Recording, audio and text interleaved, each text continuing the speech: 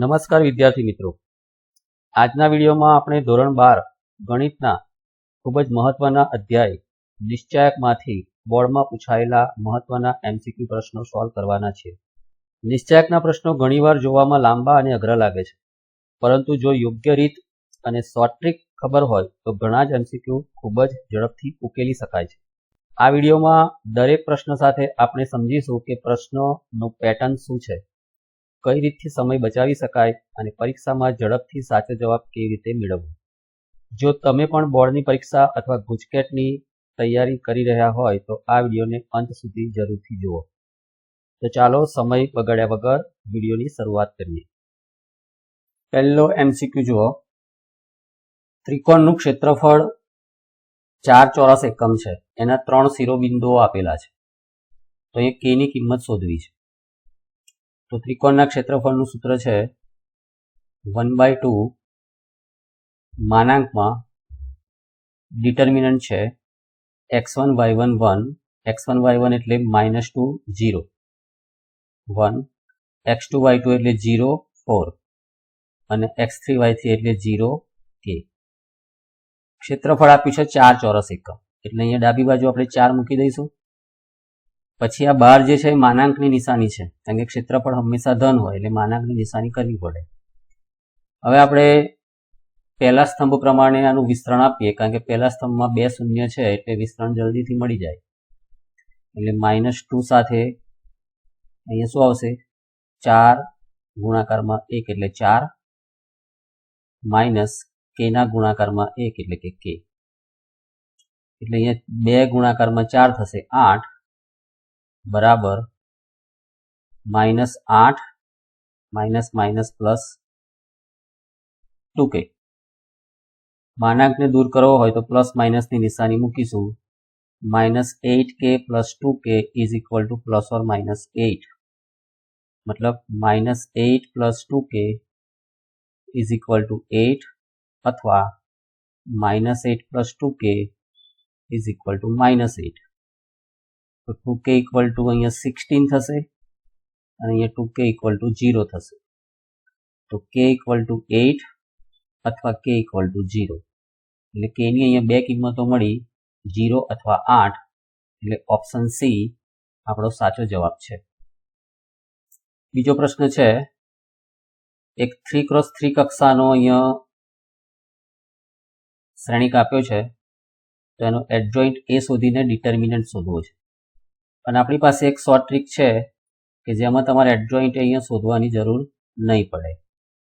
એટલે short trick આવી છે કે જો a એ n×n કક્ષાનો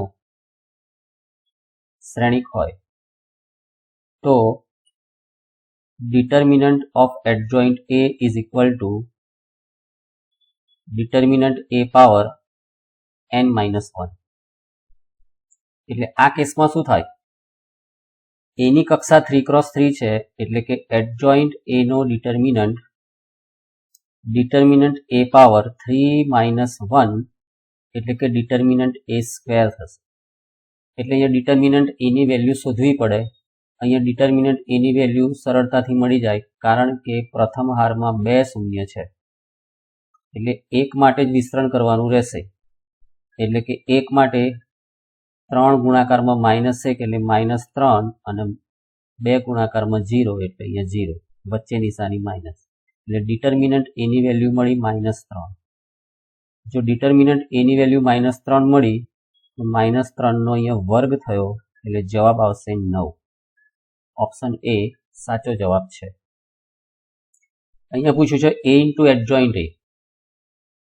બુકમાં જ છે કે a ઇન્ટુ એડજોઇન્ટ a બરાબર ડિટર્મિનન્ટ a ઇન્ટુ i. અને એડજોઇન્ટ a ઇન્ટુ a પણ લખાશે. a અને એડજોઇન્ટ a નો ગુણાકાર તમે ગમે તે રીતે કરો, ક્રમના નિયમનું પાલન થાય છે અને એનો જવાબ આવે determinant a into i. Determinant a ની કિંમત અહીંયા મળશે 5 ગુણાકારમાં 3 એટલે 15 માઇનસ અને 4 ગુણાકારમાં -2 એટલે -8, પણ માઇનસ પ્લસ 8 થવાના છે એટલે કે 23. એટલે આ જવાબ અહીંયા મળ્યો કે a ઇન્ટુ એડજોઇન્ટ a બરાબર ડિટર્મિનન્ટ એ ઇન્ટુ આઈ પ્રમાણે 23i. ઓપ્શન સી એ સાચો જવાબ છે. ફરી જો અહીંયા આ પ્રશ્ન વારંવાર રિપીટ થાય છે, મતલબ આવો ક્વેશ્ચન મોસ્ટ આઈએમપી કહેવાય કે જે વારંવાર રિપીટ થતો હોય. હવે આ પ્રશ્ન તમારી જાતે પણ તમે સોલ્વ કરી શકો છો, એટલે તમારા માટે આને રાખી મૂકીએ છીએ. 5મો MCQ જુઓ. એ 2x2 કક્ષાવાળો સામાન્ય શ્રેણિક છે. સામાન્ય શ્રેણિક છે મતલબ determinant A not equal to 0. તો એ ઇન્વર્સનો નિશ્ચાયક ખાલી જગ્યા છે. આપણી પાસે એક શોર્ટ મેથડ છે અથવા તો ફોર્મ્યુલા છે કે determinant of a power n is equal to determinant a to the whole power n. એનો મતલબ એવો થયો કે આ જે n ઘાત છે તે આખા ડિટર્મિનન્ટની ઘાત થઈ જશે. પછી આ n ગમે તે હોઈ શકે, બરાબર છે. તો એ જ ફોર્મ્યુલા અહીંયા એપ્લાય કરીએ તો ડિટર્મિનન્ટ a પાવર -1 થયા. ડિટર્મિનન્ટ a મતલબ એના નિશ્ચાયકનું મૂલ્ય, અને એના નિશ્ચાયકનું મૂલ્ય એક વાસ્તવિક સંખ્યા છે. એટલે આને બીજા શબ્દોમાં કહીએ તો કોઈ વાસ્તવિક સંખ્યાની -1 ઘાત. તો કોઈ વાસ્તવિક સંખ્યાની -1 ઘાત, સપોઝ 5ની -1 ઘાત થાય 1/5, 6ની -1 ઘાત થાય 1/6. અહીંયા ડિટર્મિનન્ટ એ શૂન્ય નથી, એટલે કે આને 1 ડિટર્મિનન્ટ એ લખી શકાય. એટલે 1 ડિટર્મિનન્ટ એને લખવાની બીજી પદ્ધતિ આવી પણ છે, 1/det, ડિટર્મિનન્ટનું det ઓફ a. એટલે આપણો સાચો જવાબ છે ઓપ્શન બી. જો ફરી એકનો એક પ્રશ્ન વારંવાર રિપીટ થાય છે કે ત્રિકોણનું ક્ષેત્રફળ આપેલું હોય અને k નું મૂલ્ય શોધવું છે. ત્રિકોણના 3 શિરોબિંદુઓ આપેલા છે, ઓર્ડર પેર 2 - 6, 5 4 અને ઓર્ડર પેર k4. ત્રિકોણના ક્ષેત્રફળનું સૂત્ર છે 1/2 માનાંકમાં determinant x1 y1 1, x2 y2 1, x3 y3 1. ત્રિકોણનું ક્ષેત્રફળ આપ્યું છે 35 બરાબર 1/2, મતલબ પહેલા x1 y1 ની વેલ્યુ મૂકી દઈએ. x1 y1 એટલે ઓર્ડર પેર 2 - 6, 2 ને x1 કહીશું અને -6 ને y1 કહીશું. x2 y2 એટલે 5 4 1 અને x3 y3 એટલે k4 1. એટલે 35 ગુણાકારમાં 2 70 બરાબર ત્રીજી હાર પ્રમાણે વિસ્તરણ આપીશું આપણે k સાથે -6 - 4 એટલે -10. 4 ની નિશાની માઇનસ લાગશે. 4 માટે શું આવશે? 2 ના ગુણાકારમાં એટલે કે 2 - 5 એટલે કે -3 પ્લસ 1 ના ગુણાકારમાં આવશે 2 ના ગુણાકારમાં 4 એટલે 8 અને માઇનસ માઇનસ પ્લસ 5 × 6 એટલે 30. 8 + 30 એટલે કે 38. એટલે અહીંયા મળશે 70 બરાબર માનાંકમાં -10k માઇનસ પ્લસ 12 પ્લસ 38 એટલે કે 70 બરાબર 50 - 10k. તો માનાંક દૂર કરીએ તો 50 - 10k બરાબર 70 અથવા 50 - 10k બરાબર -70. 50 - 70 એટલે કે -20. 70 ને ડાબી બાજુ લીધા અને -10k ને જમણી બાજુ લઈએ તો +10k થઈ ગયું. એ રીતે 50 + 70 એટલે કે 120 બરાબર -10k ને જમણી બાજુ લઈએ તો +10 માટે -2 બરાબર k અથવા 12 બરાબર k. તો આપણને આપણો જવાબ મળ્યો -2 અથવા તો 12. ઓપ્શનમાં જોઈ લઈએ -2 અથવા તો 12 એટલે ઓપ્શન એ આપણો સાચો જવાબ છે. 7મો પ્રશ્ન જુઓ. એક 3x3 કક્ષાનો વિકર્ણ શ્રેણિક આપ્યો છે, તો એનો A ઇન્વર્સ શોધીને સ્ક્વેર કરવાનો. આપણને ખબર છે કે જ્યારે કોઈ શ્રેણિક વિકર્ણ શ્રેણિક હોય તો એનો ઇન્વર્સ આપણને ડાયરેક્ટ મળે છે માત્ર વિકર્ણના ઘટકોનો જ વ્યસ્ત થાય, એટલે કે 2 નો વ્યસ્ત 1/2 બાકીના ઘટકો 0 હોય તો 0 જ લખવાના છે. 3 નો વ્યસ્ત 1/3 અને 4 નો વ્યસ્ત 1/4. આ છે A ઇન્વર્સ અને આનો સ્ક્વેર કરવો છે. હવે જો આનો સ્ક્વેર કરવામાં આવે તો પણ તમે વિકર્ણના ઘટકોનો સ્ક્વેર કરી દો તો ચાલે. અલગથી શોધવાનું જરૂર નથી કે A ઇન્વર્સ ગુણ્યા A ઇન્વર્સ. માત્ર વિકર્ણના ઘટકોનો સ્ક્વેર કરીએ તો 1/2 નો સ્ક્વેર 1/4, 1/3 નો સ્ક્વેર 1/9, જ્યાં 0 હોય ત્યાં 0 જ લખીશું અને 1/4 નો સ્ક્વેર 1/16. એટલે આપણને જવાબ મળશે ઓપ્શન સી સાચો જવાબ છે. 8મો પ્રશ્ન છે. ડિટર્મિનન્ટ A આપ્યો છે 5, ડિટર્મિનન્ટ B આપ્યો છે 3, તો 3AB નો ડિટર્મિનન્ટ શોધવો છે. A અને B ની કક્ષા છે 3x3. હવે જો K ઇન્ટુ A એનો ડિટર્મિનન્ટ પૂછ્યો હોય તો K ની n ઘાત બહાર આવે, પણ ક્યારે? જો A A n cross n કક્ષાનો શ્રેણિક હોય તો Ka નો ડિટર્મિનન્ટ થશે K ની n power into determinant A. આ ફોર્મ્યુલા અહીંયા લાગુ પડશે, અથવા તો શોર્ટ મેથડ કહી દો. તો અહીંયા K તરીકે છે 3, તો 3 ની કેટલી ઘાત થશે? જો અહીંયા કક્ષા n ક્રોસ n હોય તો K ની n ઘાત થાય. અહીંયા કક્ષા 3x3 છે તો 3 ની 3 ઘાત થશે ઇન્ટુ ડિટર્મિનન્ટ AB. હવે બીજો એક રૂલ છે પાછો કે ડિટર્મિનન્ટ AB બરાબર determinant A into determinant B. માટે અહીંયા થશે 27 ગુણાકારમાં ડિટર્મિનન્ટ A ગુણાકારમાં ડિટર્મિનન્ટ B. એટલે કે 27 ગુણાકારમાં ડિટર્મિનન્ટ A ની કિંમત છે 5, ડિટર્મિનન્ટ B છે 3, એટલે કે 27 ગુણાકારમાં 15. 27 ગુણાકારમાં 15 કરશો તો થશે 405. સાચો જવાબ છે ઓપ્શન A. અહીંયા એક નિશ્ચાયક આપ્યો છે A બરાબર 3x3, એટલે કે 3 હાર અને 3 સ્તંભ વાળો એક નિશ્ચાયક આપ્યો છે. ત્રિહાર નિશ્ચાયક આપ્યો છે, જ્યાં P, Q અને R શું છે? 13, 5 અને 11 ના સહ અવયવો આપેલા. એટલે કે P છે 13 નો સહ અવયવ, Q છે 5 નો સહ અવયવ અને R છે 11 નો સહ અવયવ. હવે જો મારે P શોધવા હોય તો મારે અહીંયા લખવું પડે 13 નો સહ અવયવ.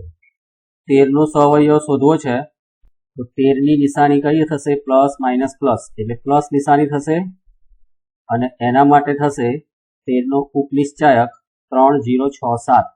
એટલે આનું મૂલ્ય થયું 3 ગુણ્યા 7 21 માઇનસ 6 ગુણ્યા 0 એટલે 0, 21 માઇનસ 0 એટલે કે 21. હવે Q શોધીએ, એટલે કે 5 નો સહ અવયવ. 5 ક્યાં છે? તો બીજી હાર અને ત્રીજો સ્તંભ. તો 5 ની નિશાની માઇનસ કરવી પડે, કારણ કે પ્લસ માઇનસ પ્લસ, એટલે 5 ની નિશાની માઇનસ લાગશે. અને 5 નો ઉપનિશ્ચાયક લખીએ તો 1, 2, 6, 7, એટલે કે આપણને જવાબ મળશે માઇનસ નિશાની સાથે 1 into 7, 7, 6 into 12, તો 12, 7 minus 12 એટલે -5. આગળ માઇનસ નિશાની ઓલરેડી છે એટલે કે +5. અને R છે 11 નો સહ અવયવ, 11 ની નિશાની પ્લસ અને એનો ઉપનિશ્ચાયક આવે 1, 2, 3, 0, એટલે કે 0, -6, -6. હવે આપણે શોધવા છે P plus 3Q plus 6R. P ની વેલ્યુ છે 21 પ્લસ 3 ના ગુણાકારમાં Q એટલે 5 પ્લસ 6 ના ગુણાકારમાં R એટલે કે -6 બરાબર 21 પ્લસ 15 -36, એટલે કે આપણને ફાઇનલ આન્સર મળી ગયો 36 - 36 0. ઓપ્શન સી સાચો જવાબ છે. આ એક્ઝામ્પલ ફરી આવે છે. જુઓ, A ની કક્ષા 3x3 છે તો determinant of adjoint A. Formula શું છે? Determinant A power n-1. n ની વેલ્યુ અહીંયા મૂકી દઈએ 3, કારણ કે કક્ષા 3x3 છે એટલે n બરાબર અહીંયા મળશે 3, એટલે determinant a square. Option C સાચો જવાબ છે. અહીંયા આપ્યા છે f ઓફ થીટા બરાબર, ખરી રીતે અહીંયા એકચ્યુઅલી f ઓફ π/6 મળે ક્યારે? જો આ f ઓફ થીટા નિશ્ચાયક હોય તો. અહીંયા શ્રેણિક આપ્યો છે પણ આપણે એને નિશ્ચાયક સમજીશું. એટલે થીટાના બદલે આપણે શું લખીશું? π/6, એટલે કે cos π/6 minus sin π/6 sin π/6 minus cos π/6. પહેલા વિસ્તરણ આપો તો પણ ચાલે. થીટાની કિંમત π/6 મૂક્યા પહેલા cos into cos એટલે cos સ્ક્વેર, આગળ નિશાની માઇનસ છે એટલે minus cos square π/6 minus sin into minus sin એટલે માઇનસ sin સ્ક્વેર એટલે માઇનસ માઇનસ હવે થયા પ્લસ π/6. કિંમતો મૂકી દઈએ તો પણ ચાલશે, માઇનસ નિશાની કોમન લઈશું તો પણ ચાલશે. કારણ કે માઇનસ નિશાની કોમન લઈશું એટલે cos 2 થીટાનું સૂત્ર મળી જાય. cos square theta minus sin square theta એટલે cos 2 થીટા સૂત્ર મળી જાય. અહીં આપણે π/6 માટે cos નું મૂલ્ય લખીએ તો cos π/6 √3/2 એનો સ્ક્વેર છે, √3/2 નો સ્ક્વેર 3/4. sin π/6 નું મૂલ્ય 1/2 પણ એનો સ્ક્વેર છે એટલે 1/4, એટલે કે માઇનસ 2/4, એટલે કે માઇનસ 1/2. ઓપ્શન એ સાચો જવાબ છે. આવો ક્વેશ્ચન મોસ્ટ આઈએમપી.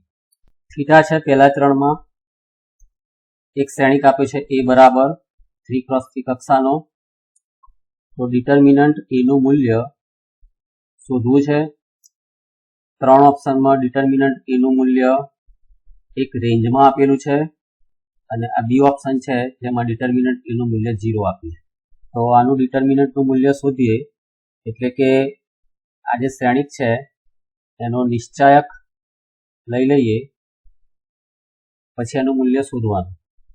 હવે આનું વિસ્તરણ કરવું પડે આનું મૂલ્ય શોધવું હોય તો, પરંતુ નિશ્ચાયકમાં ઘણા બધા પ્રમેય છે, એનો ઉપયોગ કરીએ તો જવાબ જલ્દીથી મળે. નિશ્ચાયકમાં એક પ્રમેય એવો છે કે નિશ્ચાયકમાં કોઈ પણ બે હાર અથવા તો સ્તંભનો સરવાળો કરવામાં આવે નિશ્ચાયકનું મૂલ્ય બદલાતું નથી.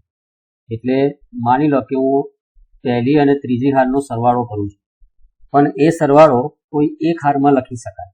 માની લો કે આપણે એને પહેલી હારમાં લખીએ, એટલે સરવાળો કેવી રીતે થાય? ત્રીજી હારના અનુરૂપ ઘટકોને પહેલી હારમાં ઉમેરીશું અને પણ અનુરૂપ ઘટકોમાં જ ઉમેરવાના. મતલબ એટલે કે ત્રીજી હારનો પહેલો ઘટક છે એ પહેલી હારના પહેલા ઘટક સાથે સરવાળો કરશે.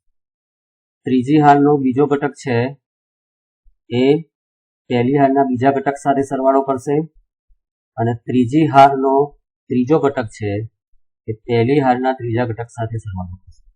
એટલે કે અહીંયા થશે 1 + 1 એટલે કે 2. cos અને માઇનસ cos નો સરવાળો 0, 1 અને -1 નો સરવાળો 0. બાકીની બંને હાર એઝ ઇટ ઇઝ લખવાની છે, જે છે એવી જ મૂકી દઈએ. તો આપણને હવે પહેલી હારમાં શું મળ્યું? 2 શૂન્ય મળી ગયા. આ નિશ્ચાયકનો એક ગુણધર્મ સમજી લો કે એક પ્રમેય સમજી લો કે નિશ્ચાયકમાં કોઈ પણ બે હારના અનુરૂપ ઘટકોનો સરવાળો કરીને એ બેમાંથી કોઈ એક હારમાં લખવામાં આવે તો નિશ્ચાયકનું મૂલ્ય બદલાતું નથી. મતલબ આના નિશ્ચાયકનું જે મૂલ્ય હશે એ જ આનું હશે. એટલે હવે જો આનું સાદરૂપ કરવાનો પ્રયત્ન કર્યો હોત તો આપણો ટાઈમ વધારે બગડ્યો હોત, પણ અહીંયા આપણે શું કર્યું? બંનેનો સરવાળો કરી દીધો એટલે 2 શૂન્ય મેળવી લીધા પહેલી હારમાં. તો હવે આ વિસ્તરણ સરળ થઈ ગયું, કારણ કે હવે માત્ર પહેલી હારમાં 2 નું જ વિસ્તરણ કરીશું, 2 માટે. તો 2 ની નિશાની પ્લસ અને 2 ના ઉપનિશ્ચાયકનું મૂલ્ય 1 × 1 તો 1, માઇનસની નિશાની cos × -cos તો -cos સ્ક્વેર, અને આગળ ઓલરેડી માઇનસ છે એટલે minus minus plus cos square theta. એટલે ડિટર્મિનન્ટ એનું મૂલ્ય મળી ગયું 2 × 1 + cos સ્ક્વેર થીટા. હવે આ મૂલ્ય થીટા પર આધારિત છે. થીટા આપણને આપ્યા છે પહેલા ચરણમાં. આપણને ખબર છે કે પહેલા ચરણમાં cos નું મૂલ્ય 0 થી 1 ની વચ્ચે. બીજા શબ્દોમાં કહીએ તો cos થીટાનો વિસ્તાર -1 થી +1 માં છે. પણ પહેલા ચરણમાં કોસનું મૂલ્ય ધન છે એટલે 0 થી 1 માં, એટલે હું અહીંયા આવું લખી શકું કે કોસ થીટાનું મૂલ્ય 0 થી 1 માં થઈ ગયું. 0 ને ગણતરીમાં લેવાના છે, 1 ને પણ લેવાના, કારણ કે π/2 માટે કોસનું મૂલ્ય 0 આવશે અને 0 માટે કોસનું મૂલ્ય 1 આવશે. એટલે કે કોસ થીટાની રેન્જ ખબર છે 0 થી 1. હવે અહીંયા આપણને શું આપ્યું છે? Cos square theta.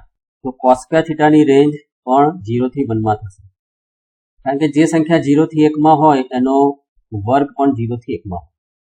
હવે આપણે +1 કરીશું, કારણ કે કોસ સ્ક્વેર થીટા સાથે +1 છે, તો અહીંયા +1 કરીએ તો આપણને 1 + કોસ સ્ક્વેર થીટાનો વિસ્તાર મળ્યો 1 થી 2.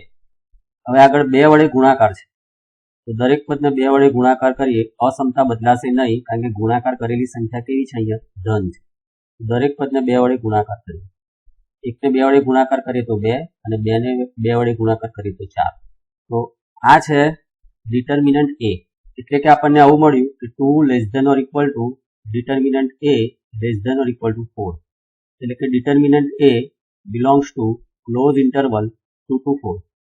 આપણને આન્સર મળી ગયો ક્લોઝ ઇન્ટરવલ 2 to 4, કારણ કે એના નિશ્ચાયકનું મૂલ્ય થીટા પર આધારિત છે, એટલે આપણને હવે શું મળે છે? અંતરાલ મળે છે. એટલે જવાબ જોઈએ તો ઓપ્શન ડી આપણો સાચો જવાબ છે. ફરી એકવાર આ પ્રશ્ન મળ્યો, જોજો. આ પ્રશ્ન તમારી માટે છે. 13મો પ્રશ્ન. કે ત્રિકોણના 3 શિરોબિંદુ આપ્યા હોય, એનું ક્ષેત્રફળ આપ્યું હોય તો તેનું મૂલ્ય અહીંયા શોધવું છે. આ એકદમ સરળ પ્રશ્ન છે. ડાબી બાજુ અને જમણી બાજુ બે નિશ્ચાયક છે, બંને નિશ્ચાયકના મૂલ્ય સમાન છે, તો x શોધવા છે. સિમ્પલ અહીંયા વિસ્તરણ કરી દઈએ. 3 ના ગુણાકારમાં એટલે 3 - x² બરાબર 3 ના ગુણાકારમાં 3 - 4 ના ગુણાકારમાં 2 એટલે 8. 3 3 ગયા, -x² બરાબર -8, x² બરાબર +8, તો x બરાબર ±2√2. ફરી એક આ પ્રશ્ન જુઓ. 15મો પ્રશ્ન. 15મો પ્રશ્ન બે રીતે સોલ્વ કરી શકાય. આમ તો 3 રીતે સોલ્વ કરી શકાય. પહેલી રીત છે, એક તો વિસ્તરણ આપવું પડે. પહેલી રીતમાં આખા નિશ્ચાયકનું વિસ્તરણ આપવું પડે, રીત નંબર 1. રીત નંબર 2 માં નિશ્ચાયકના પ્રમેય અથવા તો ગુણધર્મનો ઉપયોગ કરવો પડે. અને ત્રીજી રીતમાં એક શોર્ટ મેથડ છે. આ શોર્ટ મેથડ જો તમે સમજી લીધી હોય તો નિશ્ચાયકના મોટા ભાગના પ્રશ્નો સોલ્વ થઈ જાય. આપણે અહીંયા વિસ્તરણ આપીને આનું મૂલ્ય શોધવાનો પ્રયત્ન કરીએ નહીં. બીજી અને ત્રીજી રીત આપણે જોઈ લઈએ. ખૂબ જ ઉપયોગી મેથડ છે, બરાબર ધ્યાનથી સમજી લેજો. બીજી રીત શું છે કે નિશ્ચાયકના પ્રમેય અથવા તો ગુણધર્મનો ઉપયોગ કરવાનો. તો આગળ મેં તમને ગુણધર્મ બતાવી દીધો છે કે નિશ્ચાયકમાં કોઈ પણ બે હારનો સરવાળો કરવામાં આવે તો નિશ્ચાયકનું મૂલ્ય બદલાતું નથી. હું બીજી હાર અને પહેલી હારનો સરવાળો કરું છું, એટલે કે બીજી હારના પ્રત્યેક ઘટકને પહેલી હારના અનુરૂપ ઘટકમાં ઉમેરીશું. તો અહીંયા છે x + y, તો z ઉમેરાશે એટલે થશે x + y + z, બરાબર. પછી આ x અહીંયા ઉમેરાશે y + z સાથે, એટલે y + z + x. અને અહીંયા જે y છે ત્યાં z + x માં ઉમેરાશે, એટલે કે z + x + y. બીજી હાર અને ત્રીજી હારમાં કોઈ બદલાવ થશે નહીં. આવું કરવાનું કારણ શું? તો તમે જોઈ શકો છો કે પ્રથમ હારના બધા જ ઘટકો સમાન છે, એટલે આપણે એને કોમન લઈ લઈએ. અને નિશ્ચાયકમાં કોમન કેવી રીતે લઈ શકાય? તો કોઈ એક હારમાં જો બધા જ ઘટકો સમાન હોય, કોઈ એક સ્તંભમાં જો બધા જ ઘટકો સમાન હોય તો કોમન લઈ શકાય. જ્યારે શ્રેણિકમાં બધા જ ઘટકો, શ્રેણિકમાં જેટલા ઘટકો હોય એ બધા જ ઘટકોમાં કોઈ ઘટક કોમન હોવું, અથવા કોઈ સંખ્યા, કોઈ અવયવ કોમન હોવું. અહીંયા પ્રથમ હારમાં છે x + y + z, કોમન લઈએ તો પ્રથમ હારમાં રહેશે 1 1 1, બીજી હાર એઝ ઇટ ઇઝ, ત્રીજી હારમાં 1 1 1. હવે નિશ્ચાયકનો એક બીજો ગુણધર્મ છે કે જો નિશ્ચાયકમાં કોઈ બે હારના અથવા કોઈ બે સ્તંભના અનુરૂપ ઘટકો સમાન હોય તે નિશ્ચાયકનું મૂલ્ય 0 મળશે. એટલે આ નિશ્ચાયકનું મૂલ્ય 0 થશે. કેમ? તો પહેલી હાર અને ત્રીજી હારના ઘટકો સમાન છે, એટલે x plus y plus z સાથે શૂન્યનો ગુણાકાર શૂન્ય જવાબ આવશે. આ રીત નંબર 1 થઈ. હવે રીત નંબર 2 જુઓ.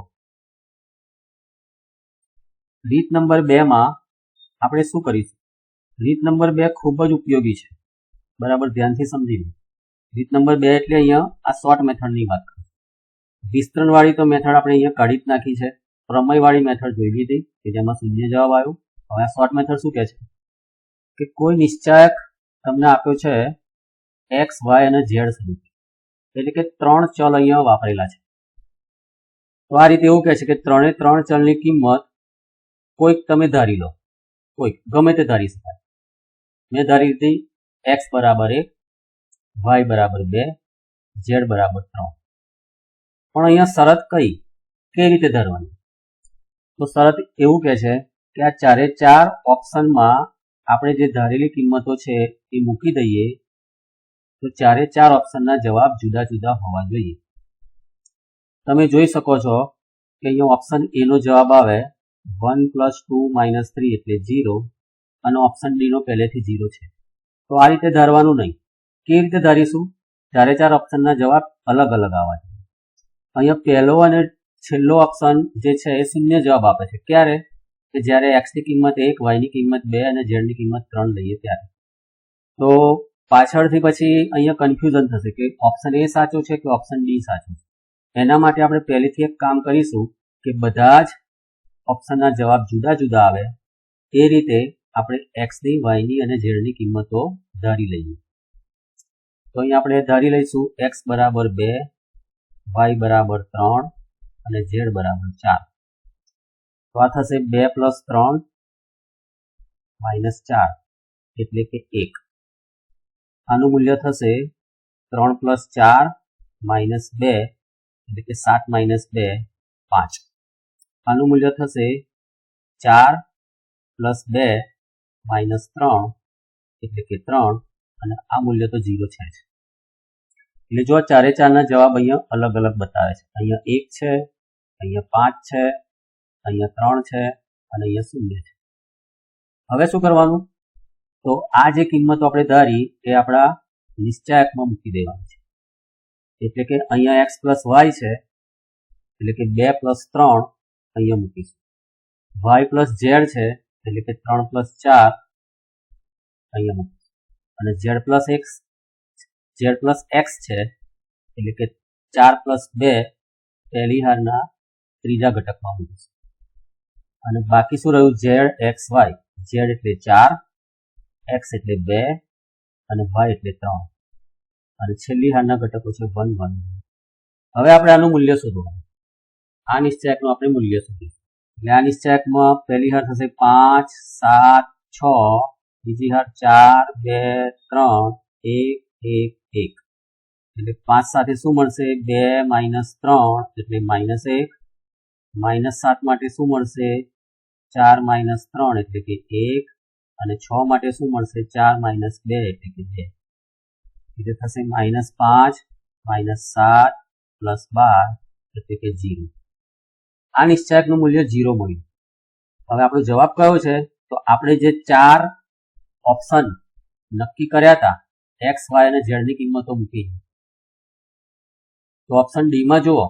ઓપ્શન ડી માં તમને અહીંયા 0 જવાબ મળેલો છે અથવા તો પહેલેથી આપેલો જ છે. બાકીના કોઈ ઓપ્શનમાં 0 જવાબ નથી થતો. અહીંયા જુઓ, અહીંયા જવાબ 1 છે, અહીંયા 5 છે, અહીંયા 3 છે, જ્યારે અહીંયા શૂન્ય જવાબ મળે છે. એટલે આપણો જે શૂન્ય જવાબ છે એ સાચો જવાબ છે. એટલે ઓપ્શન ડી સાચો જવાબ થશે. 16મો પ્રશ્ન જુઓ. ફરી એકવાર કે ત્રિકોણના 3 શિરોબિંદુઓ આપેલા હોય અને તેનું ક્ષેત્રફળ આપ્યું હોય તો k નું મૂલ્ય શોધવું. આ પણ તમારી માટે અહીંયા રાખી મૂકું છું, તમારે પ્રેક્ટિસ થશે. 17મો પ્રશ્ન જુઓ. 17મો પ્રશ્ન A ઇન્વર્સ શોધવો છે. A ઇન્વર્સ મતલબ 1/determinant A into adjoint A. Determinant A ની વેલ્યુ પહેલા શોધી કાઢીએ. આપેલા શ્રેણિકનો નિશ્ચાયક એટલે કે 6 - - + 8 = 14. દરેકમાં જો આ છેદમાં 14 તો છે જ, કારણ કે એ ઇન્વર્સનું સૂત્ર છે 1 ડિટર્મિનન્ટ એ ઇન્ટુ એડજોઇન્ટ એ. હવે એડજોઇન્ટ એ શોધીએ. એડજોઇન્ટ એ માટે ટૂંકી રીત છે કે જ્યારે આપેલો શ્રેણિક 2 × 2 કક્ષાનો હોય ત્યારે ટૂંકી રીતમાં શું કરીશું, અગ્ર વિકર્ણના ઘટકોની અદલા બદલી કરીશું. એટલે અહીંયા 2 3 છે તો આપણે લખીશું અહીંયા 3 2, અને પ્રતિ વિકર્ણના ઘટકોની નિશાની બદલીશું. એટલે -2 ના બદલે +2 લખાશે અને 4 ના બદલે -4 લખાશે. એટલે એડજોઇન્ટ એ આપણને મળી ગયું.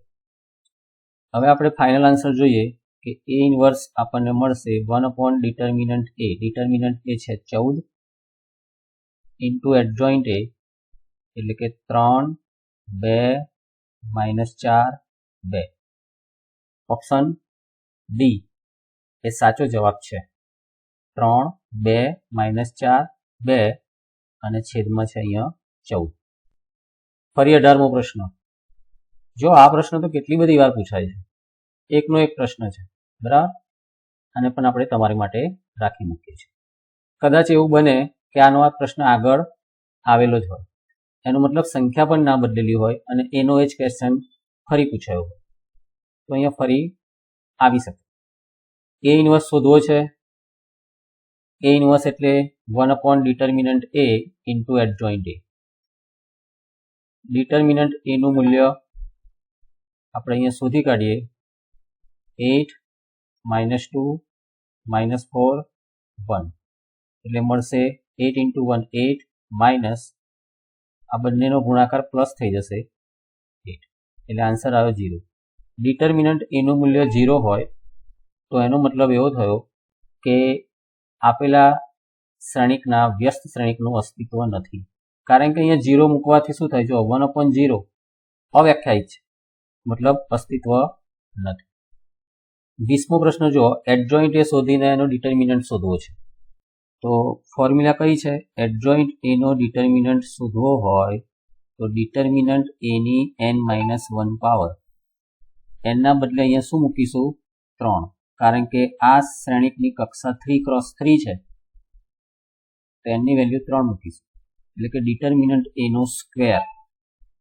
હવે ડિટર્મિનન્ટ એ શોધવો હોય તો અહીંયા મળી જાય 1 0 0 0 2 3 1 0 1, એટલે કે પહેલી હાર પ્રમાણે વિસ્તરણ આપીએ તો 1 માટે 2 × 1 એટલે 2 -0 × 3 એટલે 0, તો આન્સર 2. આ ડિટર્મિનન્ટની વેલ્યુ અહીંયા મૂકીએ તો 2 નો સ્ક્વેર એટલે કે 4, તો ઓપ્શન બી આપણો સાચો જવાબ છે. 21મો પ્રશ્ન જુઓ. નિશ્ચયકનું મૂલ્ય શોધવું છે. પહેલી હારમાં છે cos 3π. cos 3π નું મૂલ્ય -1 મળે, કારણ કે અહીંયા છે 0, અહીંયા પાઈ, અહીંયા 2π 4π 6π, યુગ્મ પાઈ જમણી બાજુ આવે અને અયુગ્મ પાઈ ડાબી બાજુ આવે, એટલે cos 3π નું મૂલ્ય -1 મળે, કારણ કે x અક્ષની ઋણ દિશા પર x યામ -1 છે અને x યામ એટલે cos નું મૂલ્ય દર્શાવે, જ્યારે y યામ છે એ sin નું મૂલ્ય દર્શાવે, એટલે cos 3π -1 sin 5π. 5π પણ x અક્ષની ઋણ દિશા છે પણ sin એટલે y યામ દર્શાવે, એટલે એ મૂલ્ય થશે અહીંયા 0. tan 7π એ પણ 0 થશે, કારણ કે tan 7π is equal to sin 7π upon cos 7π. sin 7π, 7π ક્યાં છે, x અક્ષની ઋણ દિશા પર, એટલે કે y યામ 0 મળે અને cos યામ -1 મળે, એટલે 0 ભાગ્યા -1 0 મળશે. બીજી હાર એઝ ઇટ ઇઝ લખીએ, √3 1 0. ત્રીજી હાર √5 0 1. પહેલી હારના સહવયવો પ્રમાણે વિસ્તરણ આપીએ તો માત્ર -1 માટેનો જ ઉપનિશ્ચયક લખવાનો, 1 × 1 એટલે કે 1 -0 × 0 0, તો આન્સર મળ્યો -1. ઓપ્શન ડી એ સાચો જવાબ છે. એક નિશ્ચયક છે એનું મૂલ્ય શોધવું છે. પહેલી હાર છે x + y + z², x² + y + z, x + y² + z, z² x² y², અને ત્રીજી હાર x + y y + z, x plus z. નિશ્ચાયકના ગુણધર્મોના આધારે આનું વિસ્તરણ આપણે આપીશું.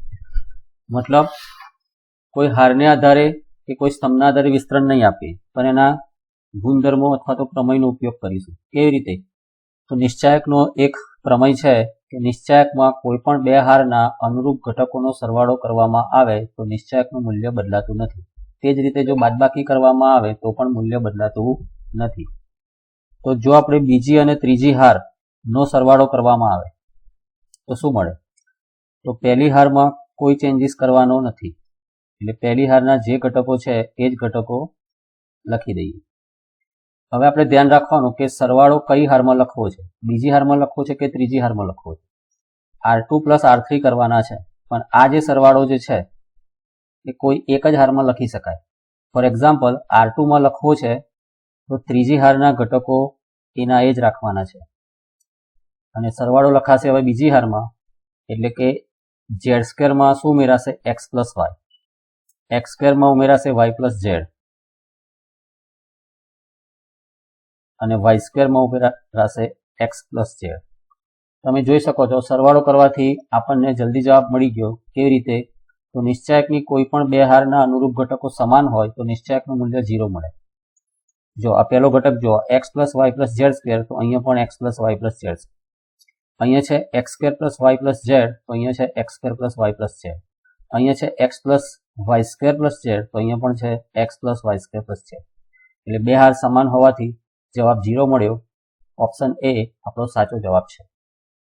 એક નિશ્ચાયક છે જેમાં પહેલી હાર છે 2019, 2020, 2021. બીજી હાર છે 2022, 2023, 2024, અને ત્રીજી હાર છે 2025, 2026, 2027. આપણને પૂછ્યું છે 2020 ના ઉપનિશ્ચાયકની કિંમત અને તેના સહઅવયવોનો સરવાળો.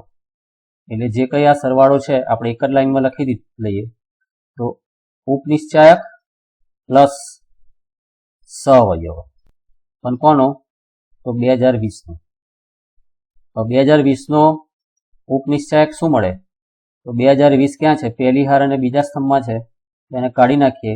તેના ઘટકો મળ્યા 2022, 2024, 2025, 2027. પ્લસ હવે 2020 નો સહઅવયવ શોધવો હોય તો ઉપનિશ્ચાયક તો લખવાનો જ એનો, પણ આગળ 2020 ની નિશાની લખવાની. અને આપણને ખબર છે 2020 ની નિશાની કઈ છે? માઇનસ. કારણ કે 2019 માટે પ્લસ, 2020 માટે માઇનસ અને 2021 માટે પ્લસ. પછી આની નિશાની માઇનસ, આની પ્લસ, આની માઇનસ, આની પ્લસ, આની માઇનસ અને આની પ્લસ. એટલે આપણને અહીંયા નિશાની કઈ મળી? માઇનસ. માઇનસ એટલે -1 લખી શકાય. ત્યારબાદ એનો ઉપનિશ્ચાયક લખીએ તો ઉપનિશ્ચાયક તો આગળ લખ્યો છે એનો એ જ લખી દઈએ. 2022, 2024, 2025, 2027. જો આનું વિસ્તરણ આપવામાં આવે તો બંને સંખ્યાઓ સરખી મળે.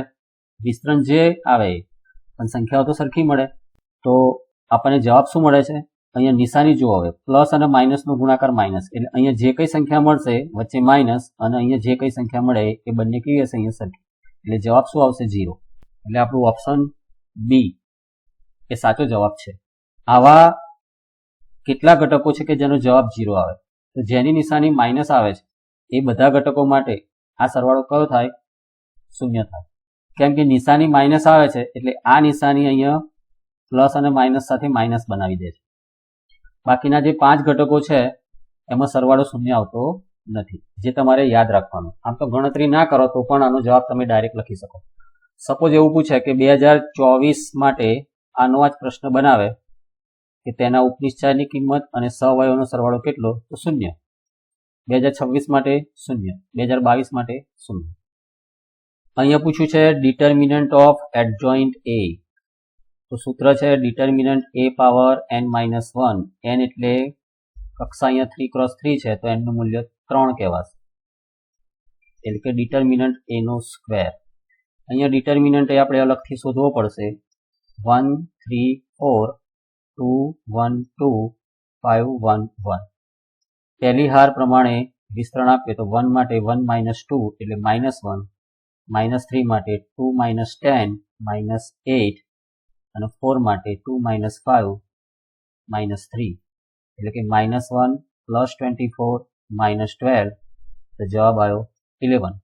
તો અહીંયા લખીશું 11 નો સ્ક્વેર. ભૂલ ના થાય, અહીંયા 11 આપ્યા છે મતલબ 11 સાચો જવાબ નથી. 11 નો સ્ક્વેર એટલે 121.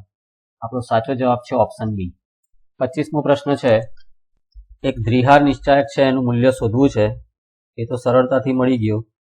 sin 35 × cos 55 વચ્ચે નિશાની માઇનસ અને ફરી આ બંનેનો ગુણાકાર કરીશું તો નિશાની માઇનસ ફરી આવે છે તો પ્લસ cos 35 × sin 55.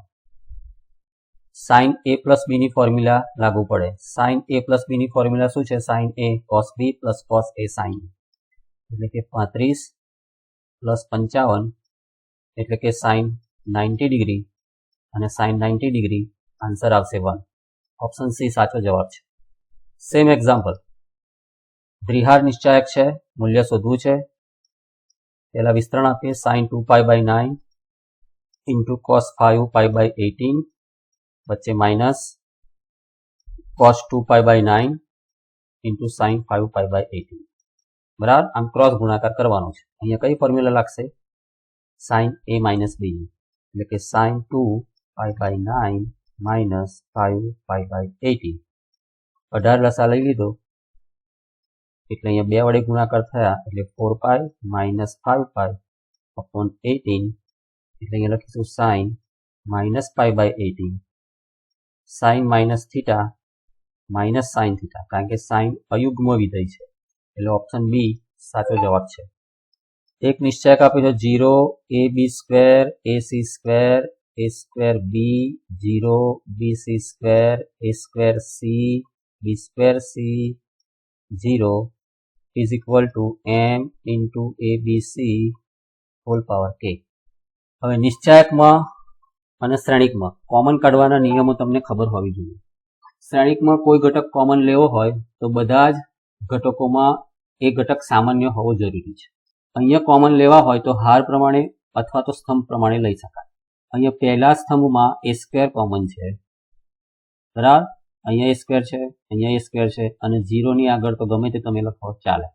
બીજા સ્તંભમાં b² કોમન છે અને ત્રીજા સ્તંભમાં c² કોમન છે. તો અંદર શું બાકી રહ્યું?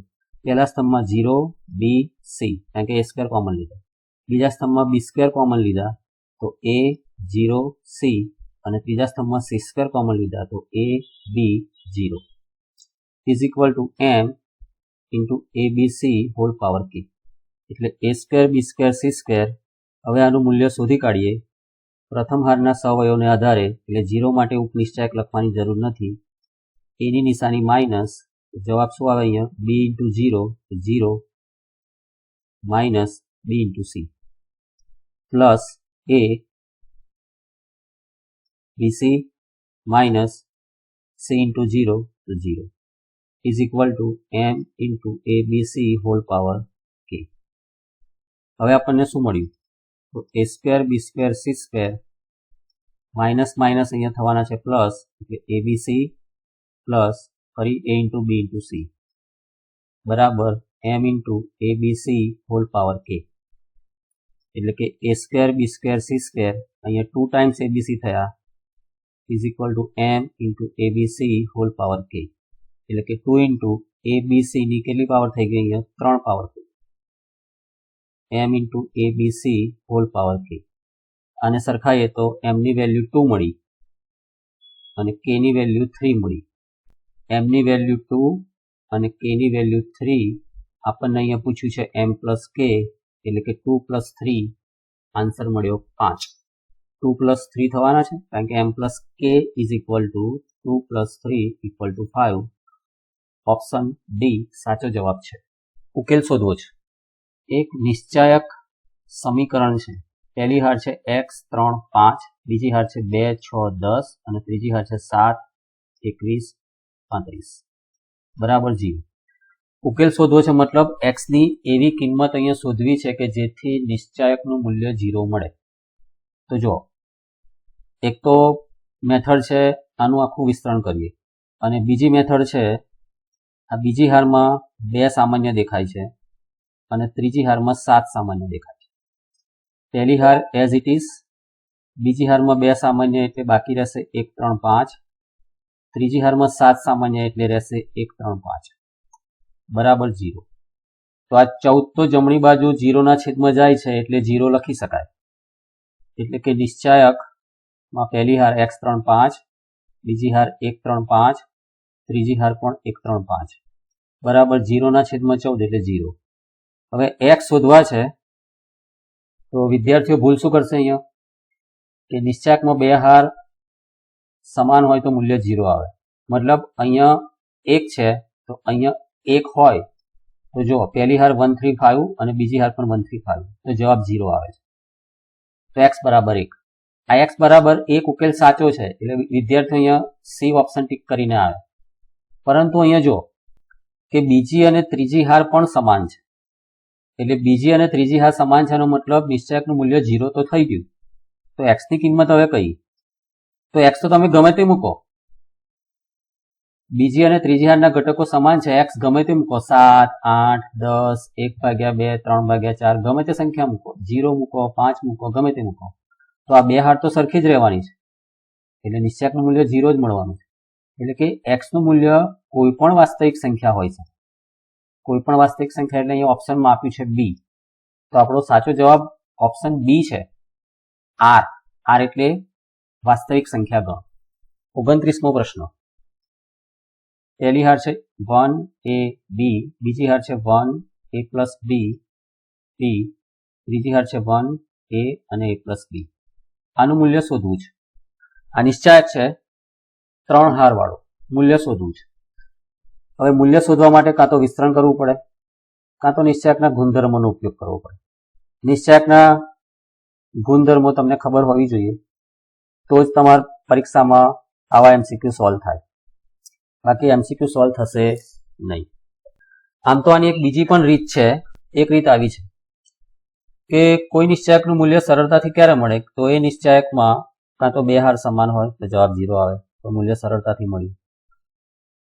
પછી કોઈ હારના 3 ઘટકોમાં 2 ઘટકો શૂન્ય હોય તો પણ વિસ્તરણ તમને સરળતાથી મળી જાય. અહીંયા આપણે એવું કરીએ કે પહેલી અને ત્રીજી હારની બાદબાકી કરીએ. પહેલી હાર અને ત્રીજી હારની બાદબાકી 2 રીતે થાય, કાં તો r1 minus r3 કાં તો r3 minus r1. ત્રીજી હારમાંથી પહેલી હાર બાદ કરીએ એટલે કે આને લખાશે કેવી રીતે?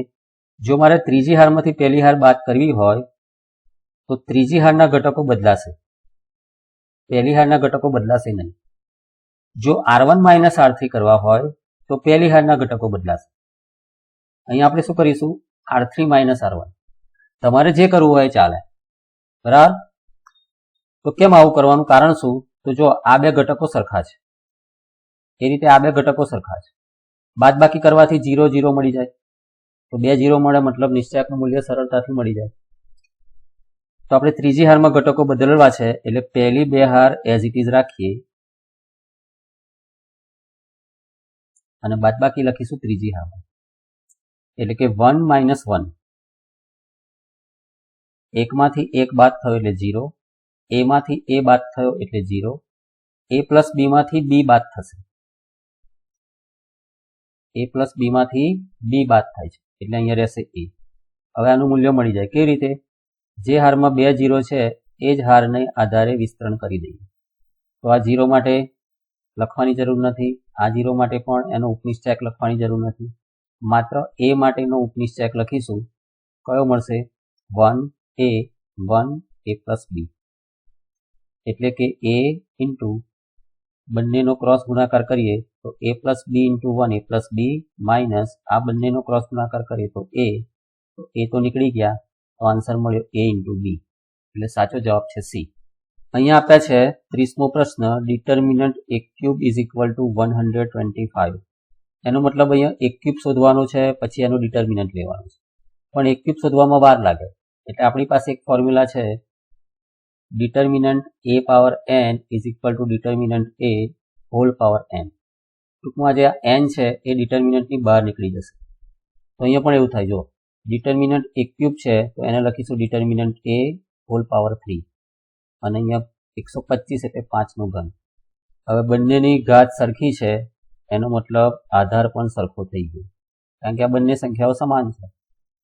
તો ડિટર્મિનન્ટ એ ની વેલ્યુ મળી 5, પણ અહીંયા તો આલ્ફા પૂછ્યા છે, તો ડિટર્મિનન્ટ એ આપણે શોધવો પડે. ડિટર્મિનન્ટ એ માટે શું કરીશું? શ્રેણિક એ નો નિશ્ચાયક શોધીશું. શ્રેણિક એ શું છે? પહેલી હારમાં છે આલ્ફા 2, બીજી હારમાં છે 2 આલ્ફા ઇક્વલ ટુ 5. એટલે આનું વિસ્તરણ આપીએ તો alpha square minus 4 is equal to 5. Therefore alpha square is equal to 9. Therefore alpha equal to plus minus 3. તો ઓપ્શન એ સાચો જવાબ છે. આ પણ ઇઝી એક્ઝામ્પલ છે કે ડિટર્મિનન્ટ એ બરાબર 25 આપ્યા છે. ડિટર્મિનન્ટ એ એટલે શ્રેણિક એ ના નિશ્ચાયકનું મૂલ્ય, એટલે અહીંયા 35x માઇનસ 80 બરાબર 25, તો 35x બરાબર 105, તો x બરાબર 105 ભાગ્યા 35 એટલે કે 3. ઓપ્શન બી સાચો જવાબ છે.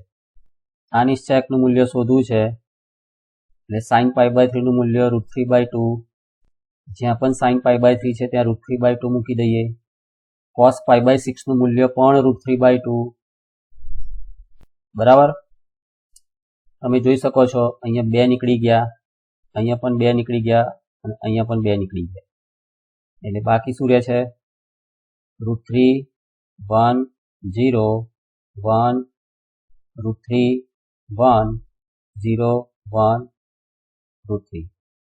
પહેલી હાર પ્રમાણે વિસ્તરણ આપીએ તો √3 માટે √3 into √3 એટલે 3 minus 1 into 1 એટલે 1 minus 1 1 into √3 એટલે √3 minus 0 into 1 એટલે 0, એટલે કે 3 minus 1 એટલે 2 √3 minus 1 into √3 એટલે √3, 2 times √3 minus 1 time √3 એટલે કે √3. તો ઓપ્શન એ સાચો જવાબ છે. 33મો પ્રશ્ન. બે બિંદુઓ છે, એ બે બિંદુઓમાંથી પસાર થતી રેખાનું સમીકરણ શોધવું છે. આપણને સૂત્ર ખબર હોવી જોઈએ. હવે આ MCQ છે, તો MCQ તો ગમે તે રીતે સોલ્વ કરી શકાય. એટલે કે ધોરણ 11ની રીત, રેખાવાળું પ્રકરણ, x minus x1 છેદમાં x2 minus x1 બરાબર y minus y1 છેદમાં y2 minus y1. x અને y શું છે? ચલ. x1 y1 એટલે -7 8, x2 y2 એટલે 5 2. પણ જો નિશ્ચાયકની મદદથી સોલ્વ કરવું હશે તો પણ થશે. સૂત્ર શું છે? નિશ્ચાયકમાં પહેલી હાર x y1, બીજી હાર x1 y1 1 અને ત્રીજી હાર x2 y2 1 is equal to લખવાના છે 0.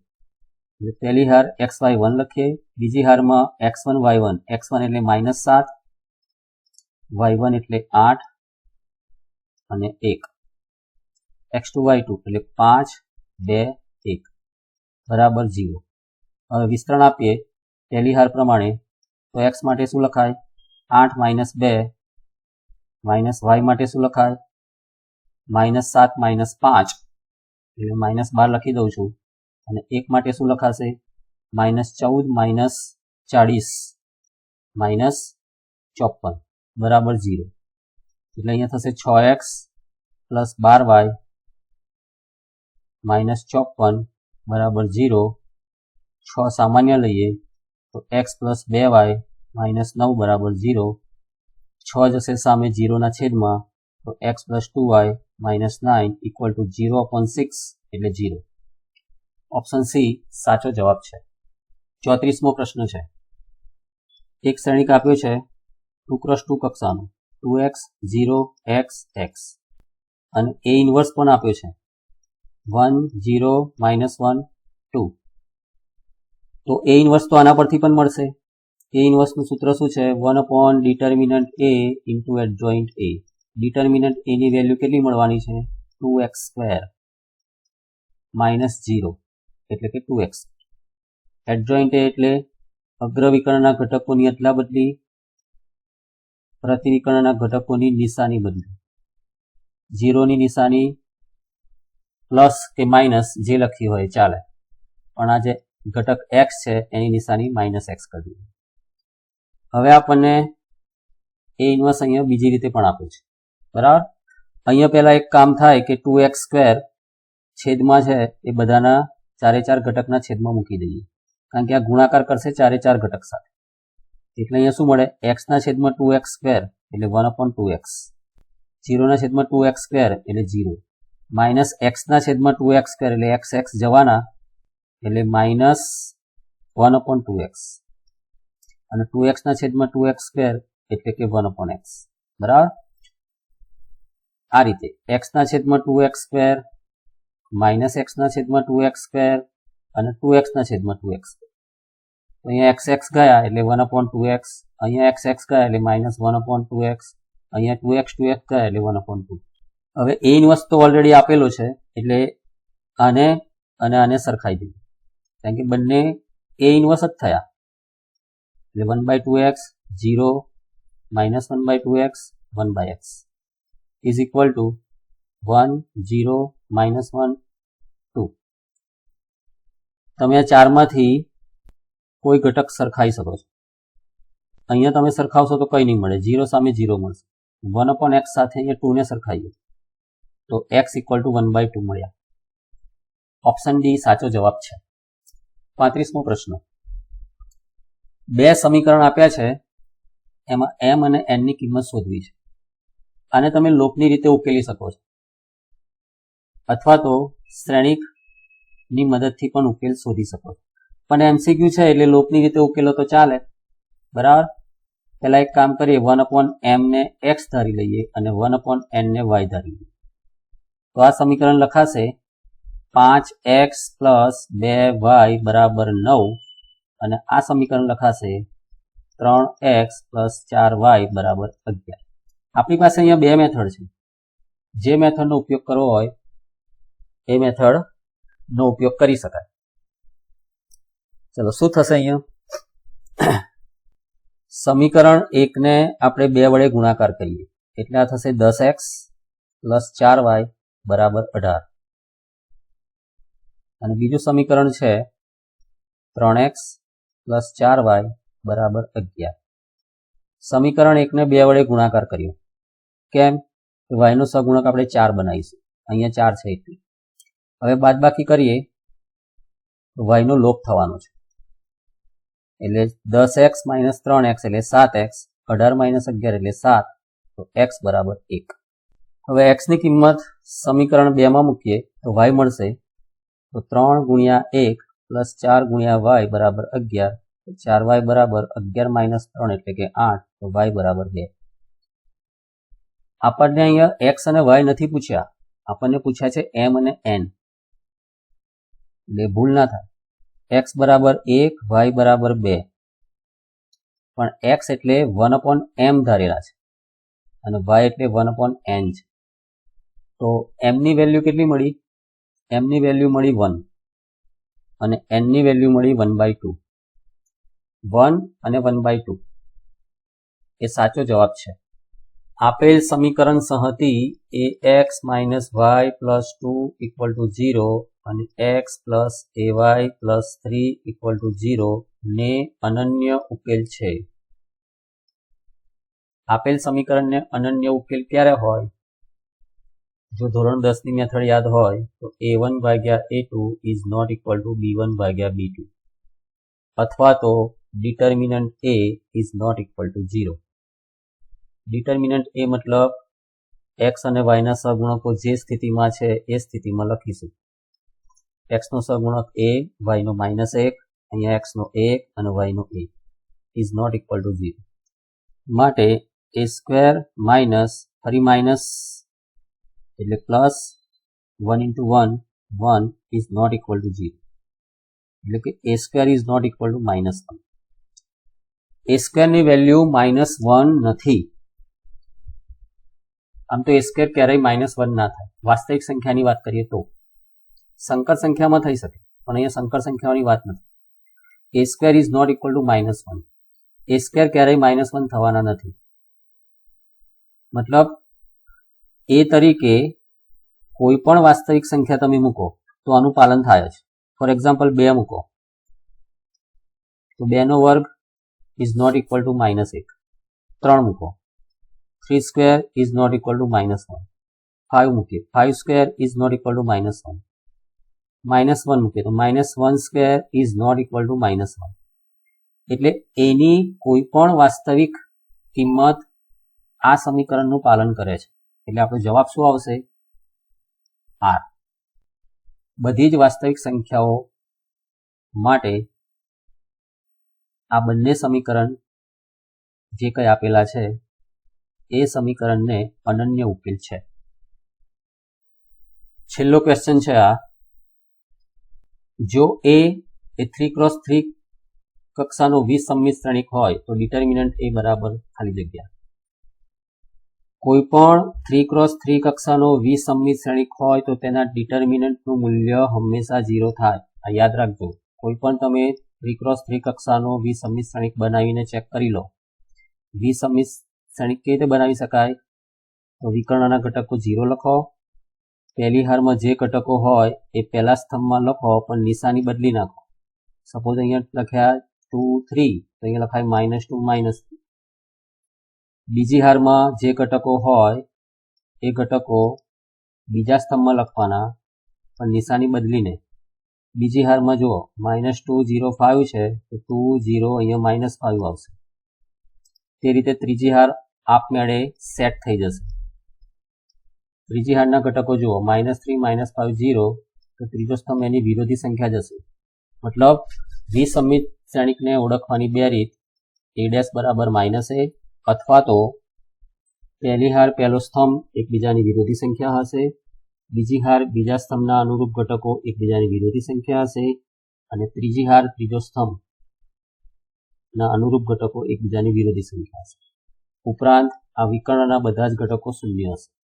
તો આવો શ્રેણિક વિસંમિત શ્રેણિક કહેવાય. હવે આનું મૂલ્ય તમે શોધો તો 0 જ જવાબ આવે. તમારી જાતે ચેક કરી લેજો. અહીંયા આપણે બોર્ડમાં પૂછાયેલા બધા જ MCQ જોઈ લીધા છે, બરાબર? એટલે એક પણ MCQ અહીંયા બાકી રાખ્યો નથી. છેલ્લા 10 થી 12 વર્ષના બધા જ MCQ અહીંયા તમને જોવા મળી ગયા.